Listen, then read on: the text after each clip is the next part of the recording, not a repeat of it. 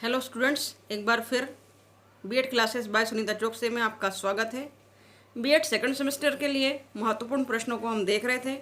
2022 के लिए कुछ संभावित प्रश्न जो मैंने आपको दिए हैं, वो एक महत्वपूर्ण प्रश्न आपके सम्मुख है। सीखना तथा परिपक्वता में अंतर, लर्निंग एंड मैच्योरेशन में क्या डिफरेंस है, यह पूछा जाता है। तो आइए हम देखते हैं लर्निंग एंड मैच्योरेशन में क्या डिफरेंस है, इसे देखते हैं।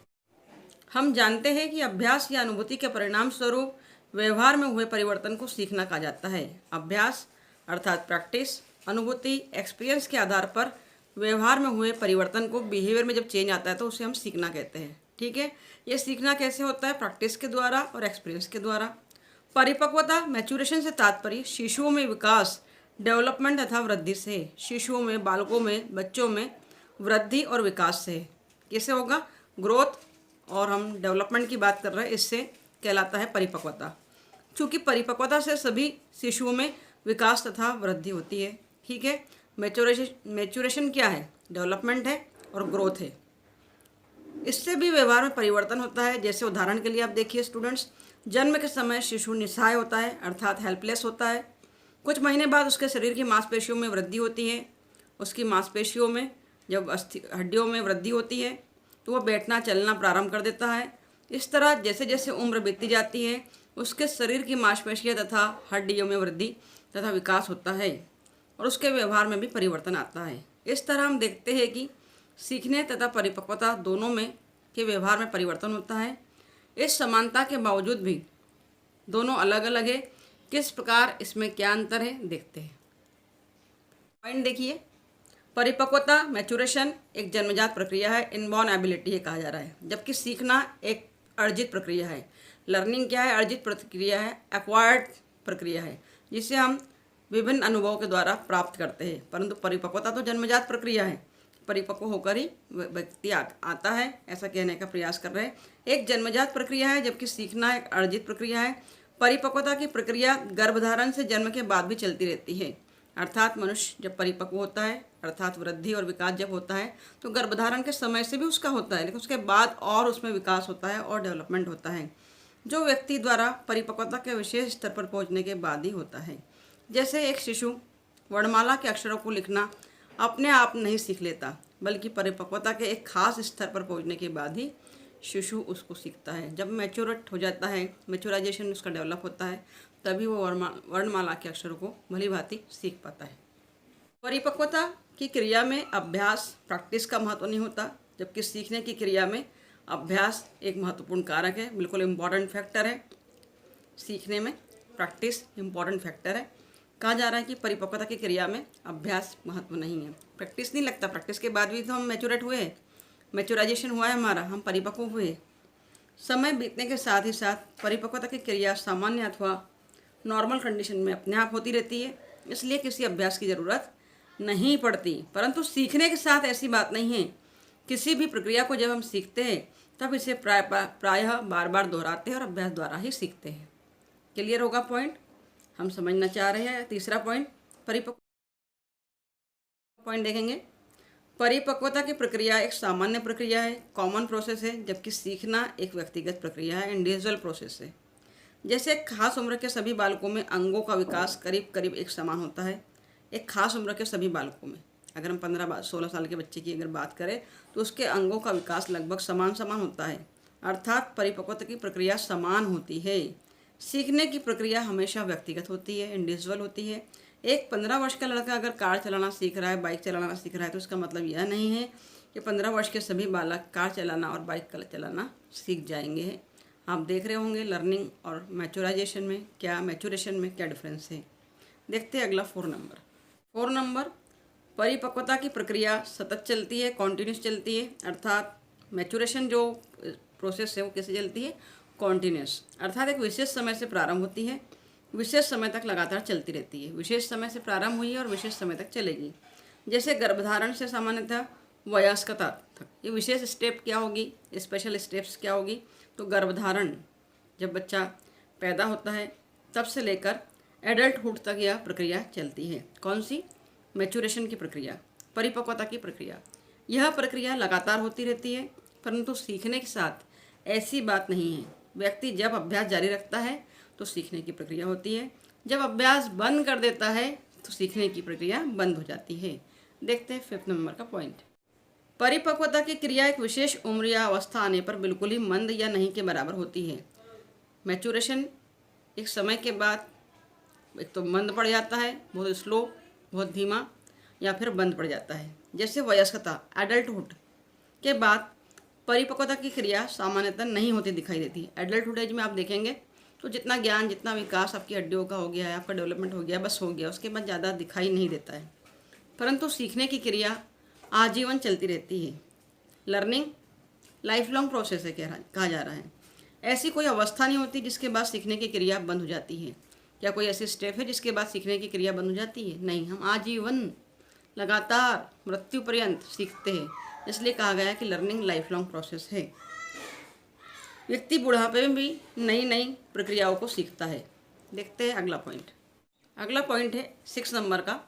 परिपक्वता से शरीर में काफ़ी परिवर्तन आते हैं। शरीर के भीतरी अंगों तथा बाहरी अंगों का काफ़ी विकास होता है। कहा जा रहा है कि मैच्योरेशन से आपकी बॉडी में काफ़ी चेंजेस आते हैं। शरीर के बॉडी के इंटरनल और एक्सटर्नल पार्ट्स में भी बदलाव होता है। सीखने की प्रक्रिया से शरीर के अंगों में कोई परिवर्तन नहीं होता। जब आप कोई सीखते हैं तो उससे आपके शरीर के अंगों में कोई ग्रोथ, कोई कमी नहीं होती है। 7वें नंबर का पॉइंट देखेंगे। आइए, नंबर का पॉइंट हमारे सामने है। परिपक्वता एक शारीरिक क्रिया है, फिजिकोलॉजिकल प्रोसेस है, जबकि सीखना एक मानसिक या मनोवैज्ञानिक प्रक्रिया, मेंटल और साइकोलॉजिकल प्रोसेस है। दूसरे शब्दों में यह कहा जा सकता है कि परिपक्वता का संबंध शरीर के अंग प्रत्यय के विकास से होता है, जबकि कि सीखने का संबंध ऐसे विकास से नहीं बल्कि व्यवहार में किए गए किसी विशेष परिवर्तन से होता है। सीखने में हमेशा आपके व्यवहार में परिवर्तन होगा और परिपक्वता से आपके अंगों में वृद्धि होगी, विकास होगा। ठीक है, देखते हैं अगला पॉइंट 8 नंबर। 8 नंबर पॉइंट्स में कहा जा रहा है सीखने की क्रिया परिपक्वता पर निर्भर करती है, परंतु परिपक्वता की क्रिया सीखने पर निर्भर नहीं होती है। क्लियर है पॉइंट आपका स्टूडेंट्स? अगर कोई क्यूरी हो तो कमेंट बॉक्स में लिख सकते हैं। सीखने की क्रिया किस पर निर्भर करती है? लर्निंग प्रोसेस डिपेंड करती है परिपक्वता पर, मैच्योरेशन पर, कि आपका मैच्योराइजेशन कितना है, आप कितने परिपक्व हो। परंतु परिपक्वता, मैच्योरेशन के स्टेप्स सीखने पर डिपेंड नहीं करती, लर्निंग पर नहीं, क्योंकि लर्निंग के बाद ही तो मैच्योरेशन आया है। जैसे उदाहरण के लिए देखिए, 1-2 साल का बालक कितना भी अभ्यास क्यों न करे, तेजी से लिखना या स्पष्ट रूप से कोई किताब पढ़ना नहीं सीख सकता। क्या सीख सकता है 1-2 साल का बालक? नहीं सीख सकता। दूसरी तरफ परिपक्वता, मैच्योरेशन के लिए किसी कार्य को सीखना आवश्यक नहीं है, क्योंकि आप ऑलरेडी परिपक्व हो, मैच्योर हो, तो आपको सीखना आवश्यक नहीं है। ऐसा नहीं कहा जा सकता कि जब तक 1-2 साल का बच्चा लिखना पढ़ना नहीं सीख लेता, उसके हाथ पैर या शरीर के अन्य अंगों की मांसपेशियाँ परिपक्व नहीं होगी। कहा जा सकता है कि नहीं कहा जा सकता? तो ये विभिन्न प्रकार के अंतर हमने देखे। उपयुक्त विवरण से स्पष्ट है कि परिपक्वता तथा सीखने दोनों में ही व्यवहार में परिवर्तन होता है, परंतु ये दोनों ही प्रक्रियाएं एक दूसरे से भिन्न हैं, बिल्कुल समान नहीं हैं। आइए देखते हैं अंतर को और भी भली भांति। एग्जाम में जब पूछा जाएगा तो एक्सप्लेन करके इस तरह चार्ट बनाना है आपको। परिपक्वता और अधिगम में भेद का, difference between maturation and learning. बहुत IMP क्वेश्चन है, इंपॉर्टेंट क्वेश्चन है। परिपक्वता और अधिगम 2 कॉलम बना लेंगे, नंबरिंग कर लेंगे। नंबर 1 आनुवांशिकता पर आधारित है और ये पर्यावरण पर आधारित है। परिपक्वता मैच्योरेशन काय पर आधारित है? हेरिडिटी पर आधारित है, आनुवांशिकता पर आधारित है। कि जैसे आपकी हेरिडिटी रही है, आनुवांशिकता रही है, उसके आधार पर आपका मैच्योरेशन लेवल डेवलप होता है। जबकि लर्निंग जो है वो पर्यावरण पर आधारित है, एनवायरनमेंट पर बेस्ड है। दूसरा व्यवहारिक परिवर्तन की स्वचालित प्रक्रिया है। परिपक्वता क्या है? व्यवहारिक परिवर्तन, आपके बिहेवियर में जो चेंज आता है स्वयं ही स्वचालित प्रक्रिया है, स्वयं ही प्रक्रिया आगे बढ़ती जाती है मैच्योरेशन की। जबकि व्यवहार में परिवर्तन की एक सुनियोजित प्रक्रिया है। व्यवहार में परिवर्तन कब होगा? वेल प्लान जब किया जाएगा, सिखाया जाएगा आपको कि देखिए ऐसे कोई बड़े आते हैं तो बात करते हैं, नमस्कार करते हैं, पैर छूते हैं, तब उसके व्यवहार में परिवर्तन आएगा और तब वो सीखेगा। तीसरा पॉइंट है परिपक्वता की एक निश्चित आयु सीमा है। हमने देखा कि एडल्टहुड तक, वयस्कता तक एक व्यक्ति परिपक्व होता है, उसके बाद उसकी गति मंद हो जाती है या धीमी हो जाती है।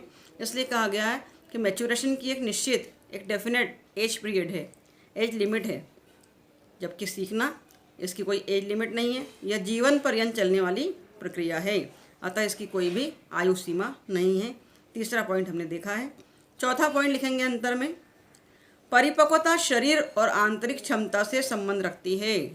परिपक्वता मैच्योरेशन बॉडी से और इंटरनल कैपेसिटी से रिलेट करती है चौथे पॉइंट में, जबकि अधिगम का संबंध कार्य और अनुभवों के साथ है। अधिगम तभी होगा, लर्निंग तभी होगी जब कार्य होगा, वर्किंग प्रोसेस होगी और आपका एक्सपीरियंस बढ़ेगा तो आपकी लर्निंग भी बढ़ेगी। देखते हैं 5th नंबर का पॉइंट। 5th नंबर के पॉइंट में कहा जा रहा है, व्यवहारिक परिवर्तन के लिए अभ्यास करने की कोई आवश्यकता नहीं है। व्यवहारिक परिवर्तन के लिए यहाँ पर हम लिखेंगे व्यवहारिक परिपक्वता के लिए अभ्यास करने की आवश्यकता नहीं है, क्योंकि अभ्यास करके ही परिपक्वता आई है। तो व्यवहारिक परिपक्वता जब आ गई है तो फिर अभ्यास की आवश्यकता नहीं है। तो यहाँ सुधार कर लेंगे, व्यवहारिक परिपक्वता के लिए, मैच्योरेशन के लिए प्रैक्टिस नो नीड। 5वें पॉइंट में अधिगम में हम बात कर रहे हैं, व्यवहारिक परिवर्तन में अभ्यास करना आवश्यक है। अगर व्यवहार में परिवर्तन लाना है, कुछ सिखाना है, कुछ समझाना है, परिवर्तन लाना है, चेंज लाना है, तो प्रैक्टिस बहुत ज़रूरी है। 6 नंबर का पॉइंट, परिपक्वता पर अभिप्रेरण का कोई प्रभाव नहीं पड़ता। अगर आप मैच्योर हैं तो मोटिवेशन का आप पर कोई प्रभाव नहीं पड़ता। ऑलरेडी परिपक्व है, मैच्योर है, तो क्या आप पर मोटिवेशन प्रभाव डालेगा? अधिगम के लिए अभिप्रेरण आवश्यक है, जबकि सीखना अगर है तो उसके लिए अभिप्रेरण मोटिवेशन आवश्यक है। लर्निंग के लिए मोटिवेशन आवश्यक है, लेकिन लर्निंग के बाद ही तो परिपक्वता आई है, मैच्योरेशन आया है, इसलिए मैच्योरेशन के लिए अभिप्रेरण आवश्यक नहीं है। 7वां पॉइंट, परिपक्वता पर वंशानुगत भिन्नताओं का प्रभाव पड़ता है। हमारे वंश में जो चला आ रहा है, दादा नानी काका बाबा, इनकी पीढ़ी में जो चला आ रहा है लगातार, उस वंशानुगत भिन्नताओं पर प्रभाव पड़ता है कि इसके पहले की पीढ़ी में क्या अंतर था, क्या क्वालिटीज डेवलप थी, कितने परिपक्व थे, कैसे थे, क्या बिहेवियर था।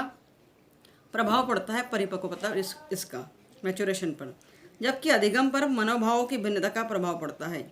अधिगम पर इन सब चीज़ों का प्रभाव नहीं पड़ता, बल्कि मनोभावों की, आपके मन के क्या भाव है उसका प्रभाव पड़ता है। देखते हैं और 2 पॉइंट्स 8 और 9 को। 8 नंबर का पॉइंट है, अनुकूल और प्रतिकूल दोनों प्रकार की स्थितियों का प्रयोग होता है। परिपक्वता में अनुकूल और प्रतिकूल दोनों प्रकार की परिस्थितियों का प्रयोग होता है। जो कंडीशन आपकी फेवरेबल है उसमें भी आप परिपक्व होते हैं, जो फेवरेबल कंडीशन नहीं है, अचानक जो आप नहीं चाहते थे वो हो गया है, तो भी आप परिस्थिति को देखकर, दुर्घटनाओं को देखकर, बुरी घटनाओं को देखकर सीखते हैं और मैच्योर होते हैं। इसलिए कहा गया अनुकूल और प्रतिकूल, फेवरेबल कंडीशन और नॉन फेवरेबल कंडीशन, दोनों की प्रकार की स्थितियों में परिपक्वता, मैच्योरेशन और भी ज़्यादा डेवलप होता है। और लर्निंग के लिए बात की जा रही है, केवल प्रेरक और अनुकूल स्थितियों का प्रयोग होता है। जब लर्निंग करते हैं तो केवल इंस्पायर्ड करने वाली घटनाएं और अनुकूल परिस्थितियाँ, जो फेवरेबल कंडीशन है उससे ही आप सीखते हैं। अगर कंडीशन फेवरेबल नहीं है, स्थितियाँ विपरीत है, तो आप सीखते नहीं हैं, या आपको प्रेरणा नहीं दी जा रही है तो भी आप नहीं सीखते हैं। और लास्ट पॉइंट है 9 नंबर का, परिपक्वता की प्रक्रिया सीखने पर निर्भर नहीं करती, क्योंकि सीखने के बाद ही तो मैच्योर हुए, इसलिए कहा जा रहा है कि मैच्योरेशन की प्रोसेस लर्निंग पर डिपेंड नहीं करती, जबकि अधिगम की प्रक्रिया परिपक्वता पर निर्भर करती है। अधिगम प्रक्रिया परिपक्वता पर निर्भर करती है, आप में कितने मैच्योर है, इससे आपकी लर्निंग ज़रूर अफेक्ट होती है, यह कहा जा रहा है। तो ये था हमारा difference between maturation and learning. Most IMP question है, संभावित प्रश्न है 2022 की परीक्षा में आने का, बार बार विभिन्न प्रकार की परीक्षाओं में पूछा गया है, इसलिए आ सकता है। इसे नोट डाउन कर ले, इसे समझ ले, कोई क्यूरी हो तो ज़रूर कमेंट बॉक्स में लिखिए। Thank you very much for watching my video.